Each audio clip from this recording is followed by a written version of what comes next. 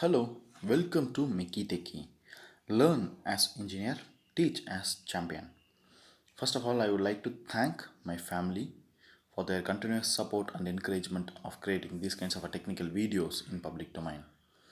And I would like to thank my mentor, Professor R. Surendran from Government College of Technology, Coimbatore, for igniting me a spark of creating these kinds of technical videos in public domain.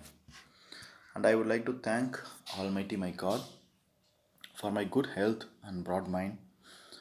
And I would like to thank my friends, followers, my dear students and subscribers for their continuously watching my video and continuously commenting me. And today's topic of interest is basics of thermodynamics. If I say thermodynamics, it is always a heat plays a role. We are going to study about heat. Thermo is heat. Dynamics is in motion. So heat is flowing, so that is called a thermodynamics, which the heat is an important factor in thermodynamics. First, before seeing the thermodynamics, you have to know the types of the systems available in nature. Generally, we have three types of a system. One is closed system, open system, and isolated system. In closed system, there is only there is only energy transfer occurs.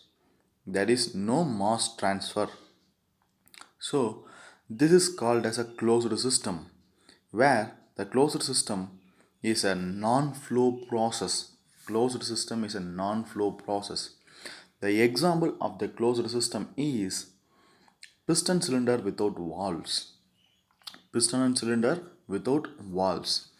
Or we said a lively example in an IC engine, four-stroke IC engine, the compression and power strokes, in both the strokes, the valve is said to be a closed.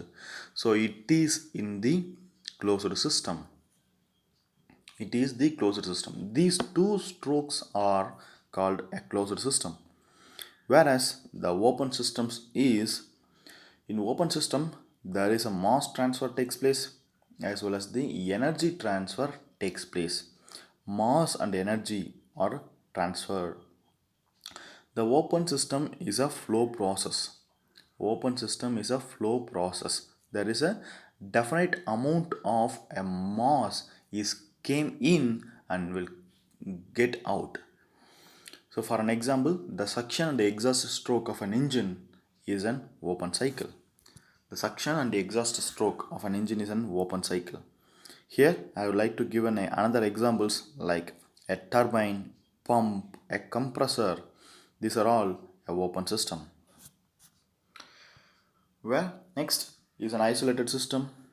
In isolated system, there is no mass transfer, there is no energy transfer is takes place. So that is called an isolated system. For a better example, our universe. Universe is an isolated system. There is no mass came in, there is no mass came out, there is nothing came into the earth, there is nothing came out from the earth. So our universe is a isolated system. And better example, hot coffee in a perfectly insulated thermo flask. It is an example. So we are carrying an ice box, so it is an example of isolated systems.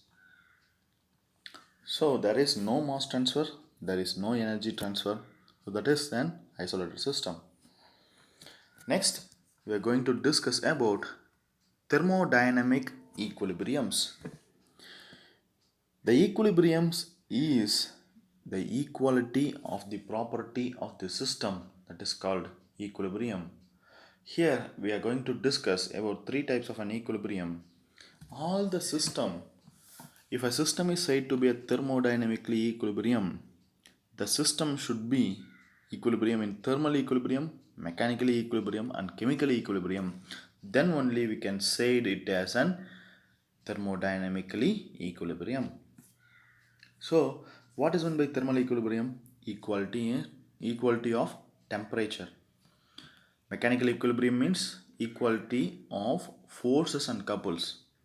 And chemical equilibrium is equality of chemical potential. So, with this, we have to clear the thing. uh, any system, it is not at all possible for making a thermodynamically equilibrium. If my system should be a thermodynamically equilibrium, I should maintain my system first. It should be a thermally equilibrium. So equal heat should be there, equal temperature should be there, and mechanically equilibrium. It should not affected, it should not getting mismatched of any forces or couples. The equality of force and couple should be there, and chemical equilibrium. Chemical potential is in it should be in equal. So if I said, if I can able to make these three equilibrium conditions, then only my system is said to be an thermodynamically equilibrium. Okay, I hope you have understand what is thermodynamic equilibrium. Next is the properties of systems. Generally, we have two properties of a systems. One is intensive, another one is extensive. Intrinsic and extrinsic properties. What is meant by intrinsic? It is independent of mass of the system. If I say intrinsic or intensive property, if I make my I caps, so it indicates independent. So independent of mass. So independent of mass. So I and I are the hints for this. So intensive is the independent of mass, where extensive is the dependent on mass. And the better knowing the examples of the extensive property, you take extensive. So extensive, take E as a caps. Whichever the names, a thermodynamic name, come with E, like energy, entropy, enthalpy, and internal energy, potential energy. So a word start with E, so that is an extensive property. So this is a very simple example. We can easily remember what is an extensive property. Extensive property is dependent on mass, the energy, entropy, enthalpy, volume, mass. These are all depends on mass of the system. So it is called as an extensive property, where the intensive properties are temperature, pressure, density, velocity, specific work and specific volume, specific entropy, specific enthalpy, viscosity, thermal conductivity, and other material properties are the intensive property. If a specific quantity, specific plus extensive, it becomes intensive. So this is also another interesting phenomena of the property. If I said an enthalpy, so this is an extensive. If I said specific enthalpy,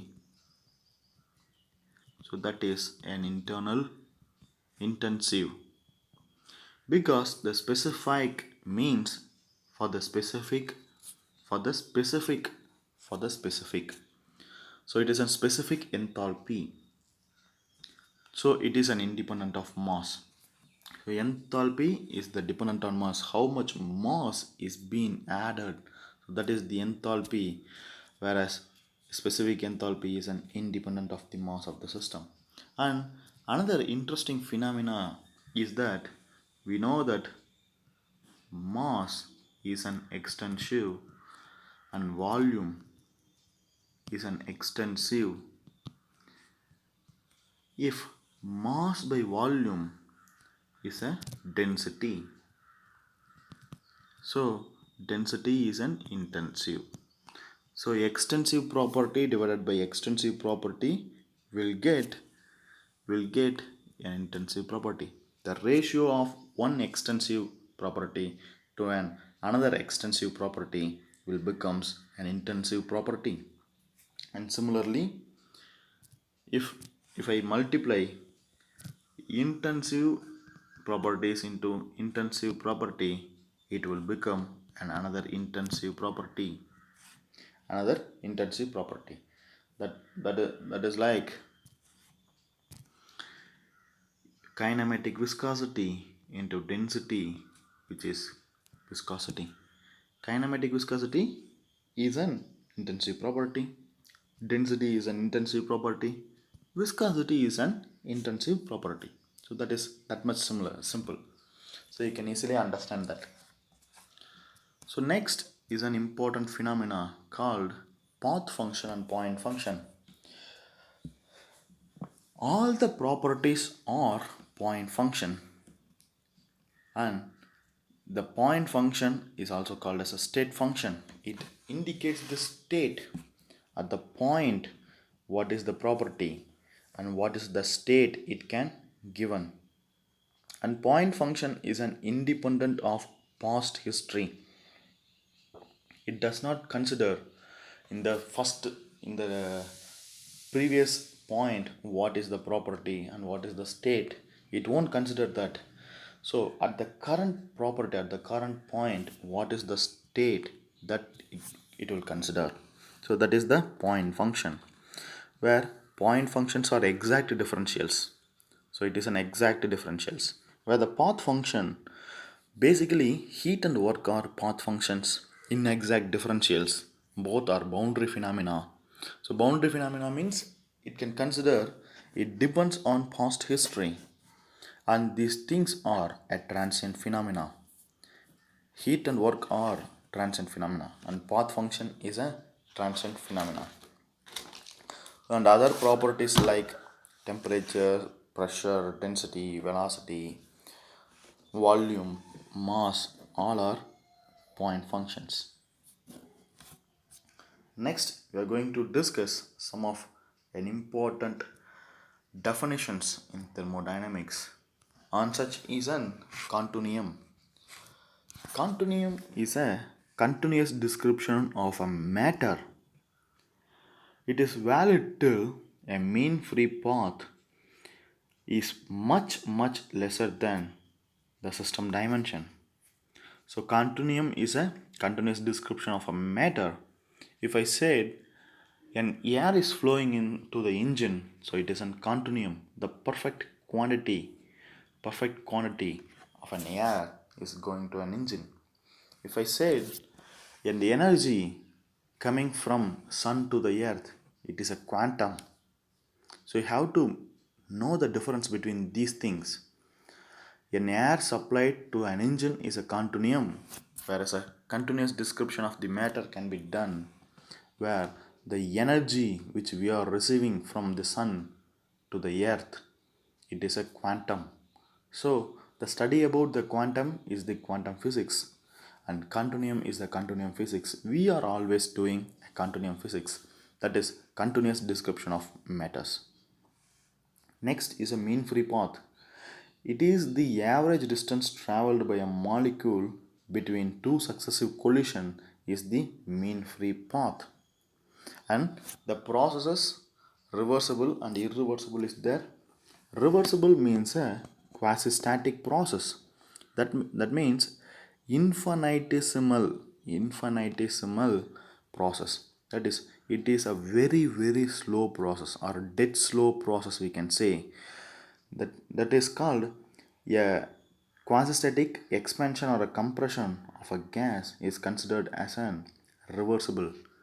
A very small, very slow expansion, very slow compression is been considered as an reversible. Reversible is a theoretical thing. Ideal flow through a nozzle or a diffuser will be considered as an reversible. So a reversible is an ideal thing. It is not at all possible at the real case. Where irreversible is a real case system. The process is not reversible. If I said if an expansion happens, there is some losses are there that we have to account. If we account the losses cannot be overcome. So that is an irreversible process. All the actual process are irreversible. We can't get what we have given to again.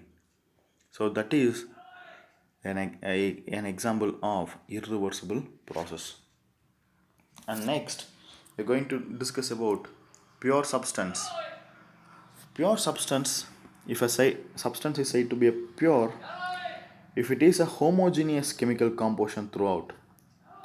If I said an SI engine, that is a petrol engine, air fuel mixture is came in, so that is called as a homogeneous mixture. So it is a pure substance. Our air is a pure substance. Water plus water vapor is a pure substance. Ice is a pure substance. Ethyl alcohol with water is a pure substance. Whereas a diesel engine running with a heterogeneous mixture. So that you have to understand. Next, isotropic materials. Isotropic property. A mixture of a liquid which behaves as a pure substance. A mixture which will behaves like a pure substance, it is called isotropic. Isotropic. A refrigerant R500 series or behaves like a pure substance. Okay, I hope you have understand that. Next is a Gibbs phase rule. So Gibbs phase rule indicates what is the equilibrium condition of a system. Here the Gibbs phase rule is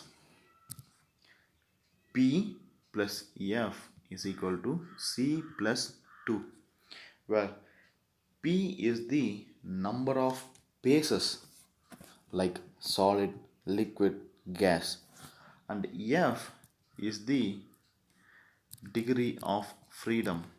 So P is the phases, F is the degree of freedom, and C is the number of chemical compound, and 2 is the compositional variables. Generally the compositional variables are pressure and temperature. So pressure and temperature are the compositional variables.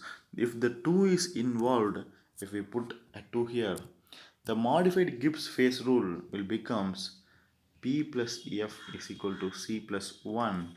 Here the compositional variable is either a pressure or a temperature. So this you have to understand very clearly. Then only you can get the Gibbs phase rule. It is also applicable in metallurgy.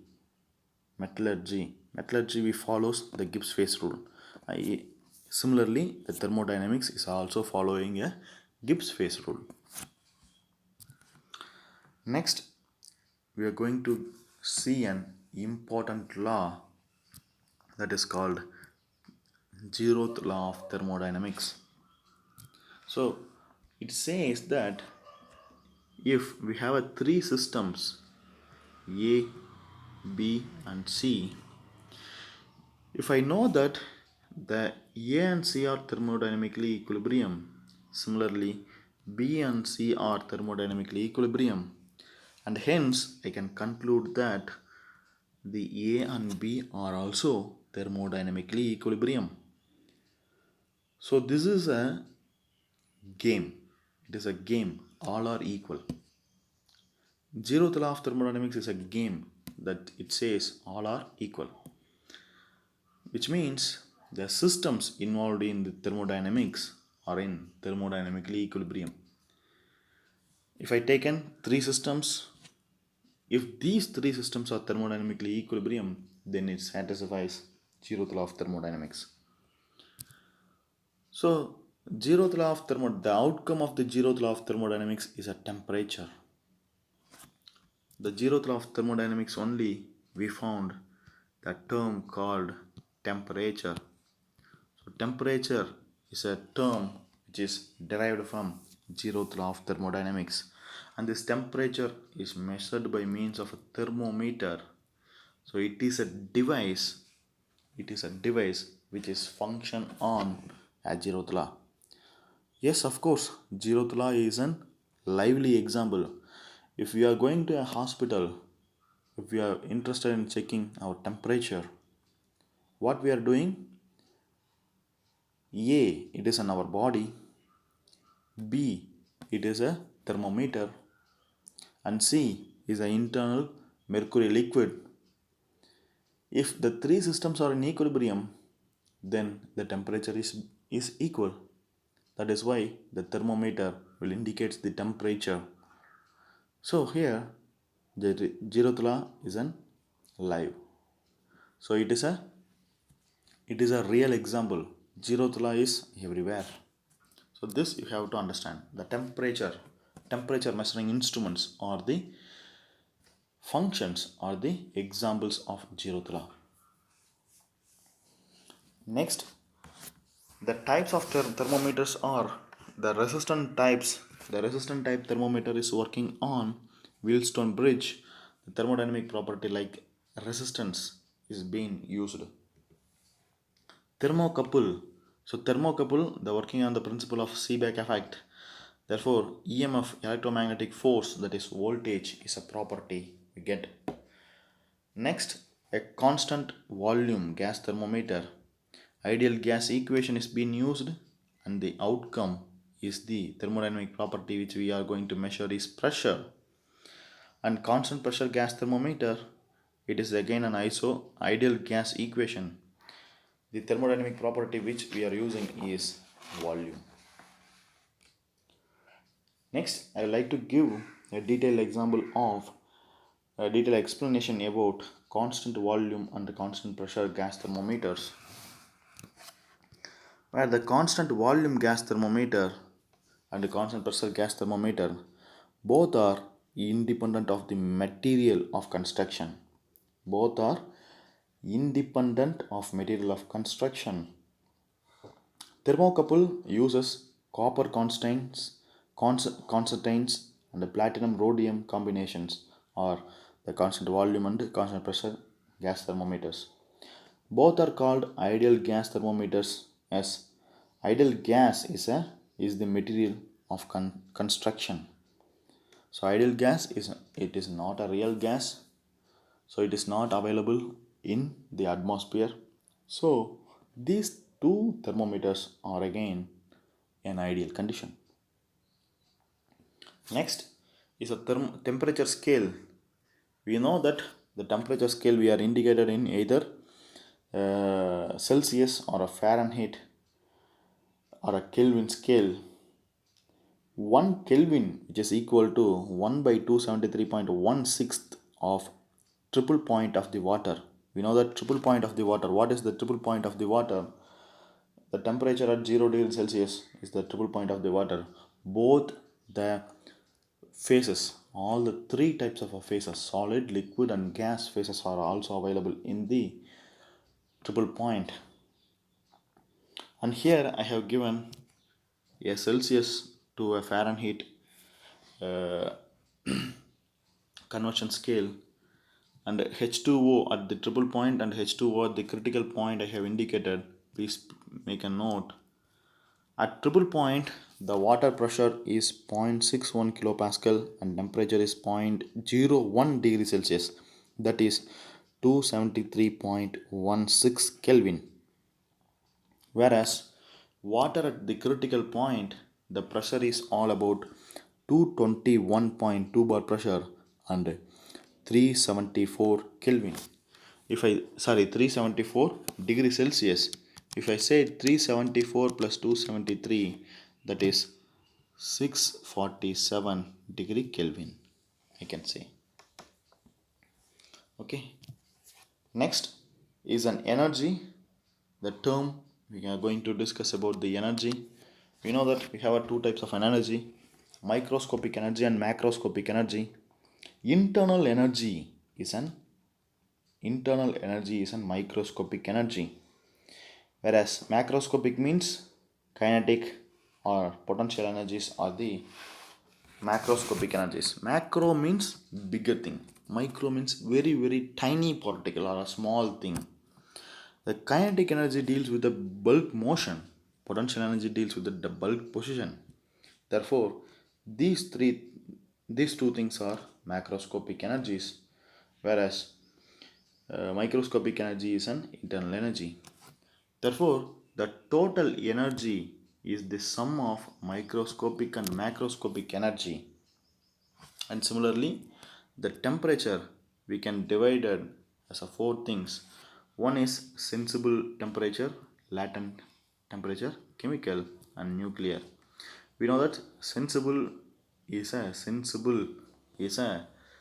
change in temperature. We can feel the temperature.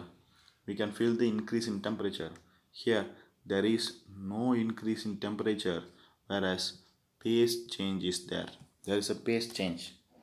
And chemical temperature is due to chemical composition. When a sodium mixed with the water, what will happen? It burns. So it is a chemical temperature. And nuclear temperature is there. We know that better.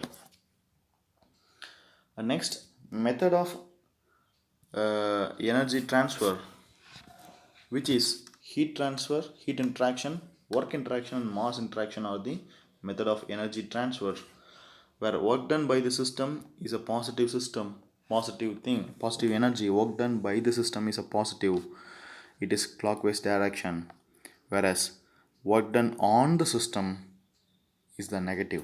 If I say by, it is positive, on the system it is negative. This is the difference between running a turbine as well as a pump. What the turbine do, it gives the work done. It the work done is by the system, so it is a positive device. And in the pump, we are supplying the work, so it is a negative device. So the cycle, in terms of the cycle, positive devices are clockwise cycle, and negative devices are in anti-clockwise cycle. So with this, I'm going to close today's session, that the basics of the thermodynamics is being very clear. In the next lecture, we're going to discuss about the work, how the work is being done, and how it is being postulated. That thing we are going to discuss. So with this, I'm going to close this today's session. If you have any doubts, please let me know in the comment section, and I will put on another video for clarifying your doubts. So until, bye bye from Santhosh. Thank you all. Thank you for patient listening.